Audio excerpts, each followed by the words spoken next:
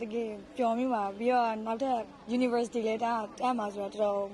တကယ် university လိုက်ကိုခံစားမိမှာဆိုပြီးတော့တော်တော်ပျော်မိပါတော်တော်ဝမ်းသာရပြီးတော့လွတ်တော့မှာပေါ့ဒီအထက်တန်းကျောင်းသားကြီးပေါ့ပြီးပြီဆိုတော့အားကြတော့သူကဇလက်တော်ကပကူကိုတော့ဇလက်တော်လို့ဆိုအဲ့ဒီတော့တော်တော်ပျော်ခဲ့ရတော့မိုက်တယ်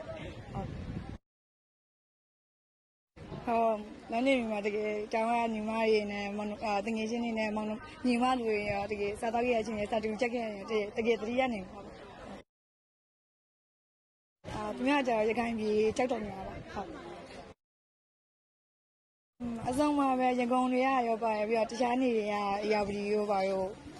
မျိုးပါဒီကတော့မင်းရဲ့မိဘတွေအရင်ဆုံးကျေးဇူးတင်ပါတယ်တမီးတို့ဒီလိုမျိုးကြောင်ကောင်းမှထားပြီးလို့တကယ်ကျေးဇူးအများကြီးတင်ပါတယ်ပြီးတော့တမီးတို့ဒီလိုမျိုးအမတ်တွေကောင်းနဲ့ဖြစ်နိုင်အောင်လို့တင် जा ပေးရဆရာဆရာမတွေအကုန်လုံးကိုလေကျေးဇူးတင်ပါတယ်ရှင်တမီးကတတိချာချာလေးနောက်နေ့ရောပဲဒီလိုမျိုးတမီးတို့လိုပဲဖြစ်နိုင်ပြီးတော့တတိချာချာစူးစမ်းပြီးတော့ဆရာဆရာမတွေစကားကိုတတိချာချာနားမျိုးစာရေးအများကြီးလုပ်ပါလို့ပြောချင်ပါတယ်ပြောချင်